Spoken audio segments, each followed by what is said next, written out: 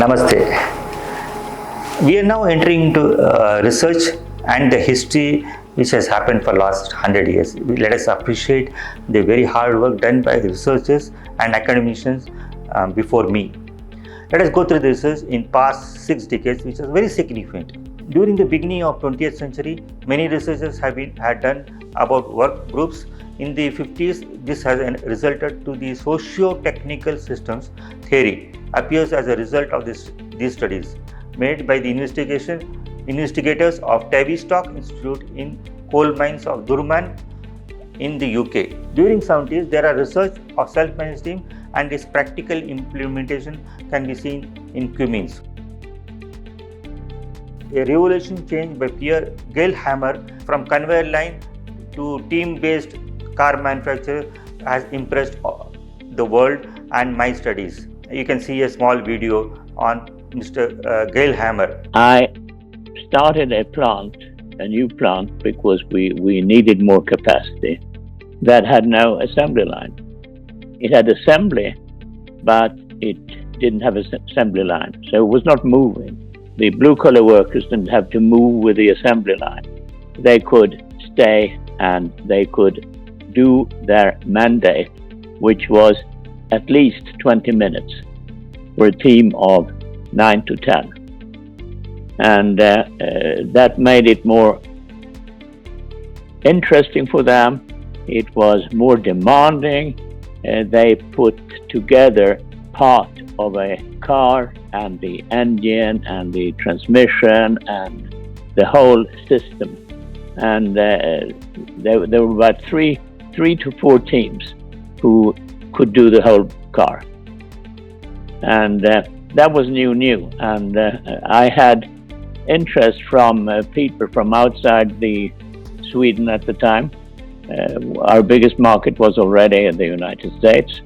And when we opened the plant, Henry Ford asked if he could come and visit, and he did.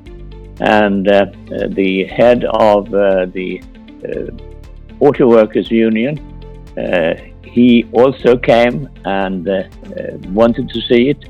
So I had those two at the same time, and also the Prime Minister of Sweden, who almost came in the shadow behind these rather two giants. Yeah. So that was an interesting start. People in the company, and I think the blue-collar workers were extremely satisfied after a couple of months when they knew the rhythm and how to manage it, and there was so much attention to what we did that became a worldwide story. And the other thing was that quality improved, because you didn't have to intervene all the time to improve quality. So all the other plants in the system of Volvo, whether it was engine plant, transmission plant, rear axles, front axles, whatever it was, you could benefit from the system that we had at the Kalmar plant. So all the factories were gradually changed to this type of system. What does success mean for you?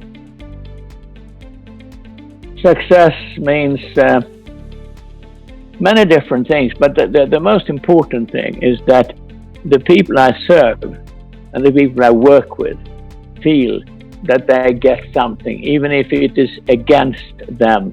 The wind blows the other direction.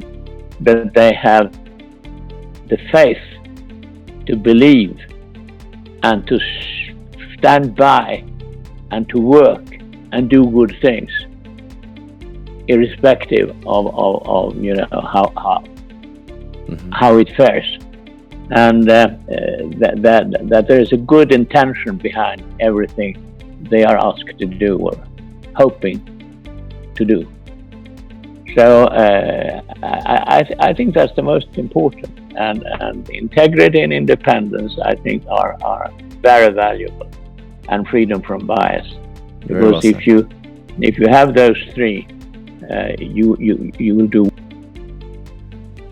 In the decades of 80s, we could see more mature implementation of self-managed teams. Researchers could find cost-benefit, productivity improvements, reduction in employee turnover, and this is written in Bayman and Mans gave great importance and contributed on this research. The self-managed team was tried and tested in large companies also. Mans suggested, quote, correlation was with the overall leadership effectiveness.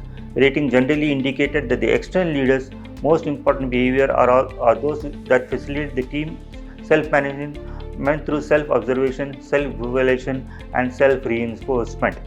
The study suggests that there is a legitimate role for the external leaders or self-managed work teams, that it differs from traditional and participative roles. I considered this external leader as coach.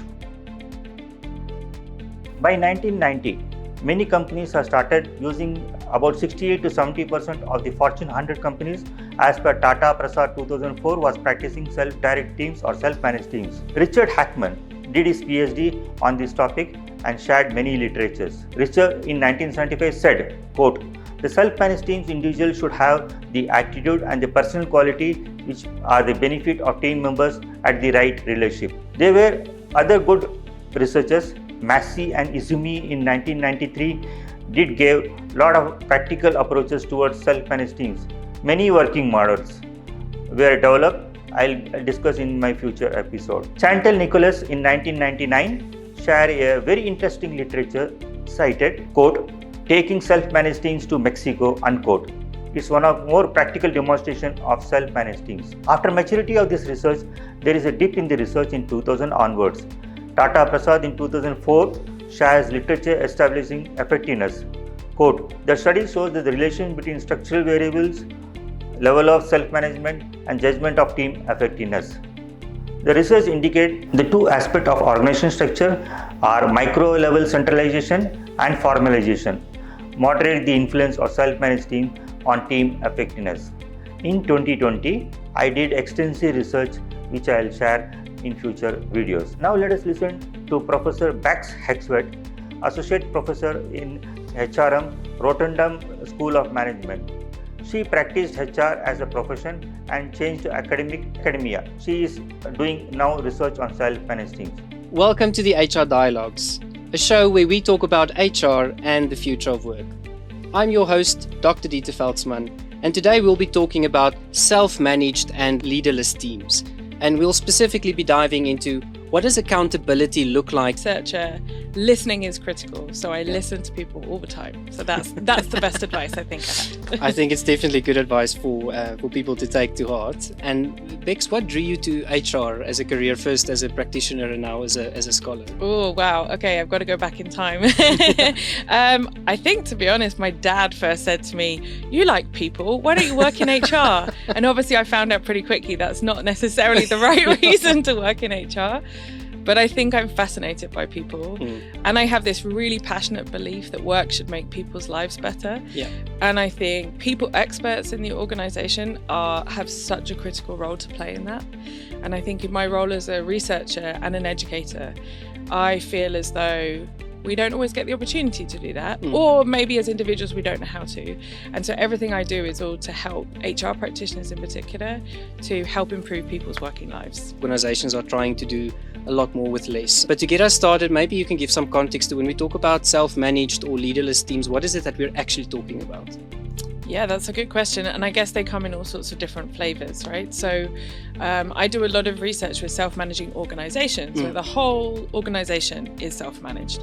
So you do have leaders, there's always leaders. So the idea of leaderless teams, I guess we can get into a deep conversation about what is a leader, right? But the principle is that the team themselves have a lot of autonomy to decide, in particular, how they're going to achieve their tasks, but also to drive their goals and their priorities as a team. So the autonomy particularly sits with ways of working, without a kind of manager to say, do this, do this, do this. But in the organizations which are really go full into self-management, there's also kind of a lot of emphasis on here's our collective goals as an organisation, here's what we're trying to achieve and our purpose. How do you think you as a team can contribute to that? So they really give over a lot of autonomy to teams. Towards goals. But why are organizations trying to go this route? What would be some of the benefits that they are trying to unlock by adopting this new way of work? Yeah, so I think what we see in our research is a couple of different drivers. One of them is a bit more of a probably productivity focused actually, is as you say, we have smart people, they know what they're doing. Why do they need to be slowed down by a hierarchy of decision making? Why do we need to go up to a manager and back down again? So that productivity driver we see is quite strong. But I think there's also often a kind of philosophy behind it as well. So many organizations just think this is the way that work should be organized. I want to ask the question, Bex, if an organization goes that route, because obviously there will be stumbling blocks. Yeah, no, absolutely. Actually, I think this is where HR comes in. And what's really cool about the research I'm doing right now is HR just comes back again and again as how important it is. Because you have to onboard people really thoroughly into this way of working. And that doesn't just mean sitting in a training room and meeting lots of people. It means testing out and experimenting ways of working in a very safe environment at the beginning of the organization before you're expected to kind of get on with the job. It also means kind of development activities focused around things like giving honest feedback, avoiding and dealing with conflict, and also being able to speak up productively about issues. So all of these things, like investing in that training and development. And then I think another aspect that we see a lot is information availability. So that means both passively being really transparent about as much as possible. So really having information about decisions in the organization, helping people to make better decisions by making sure they can see things, but also then very active open communication flows. So having structures in place so that people talk to each other very regularly about things. Jai Hind.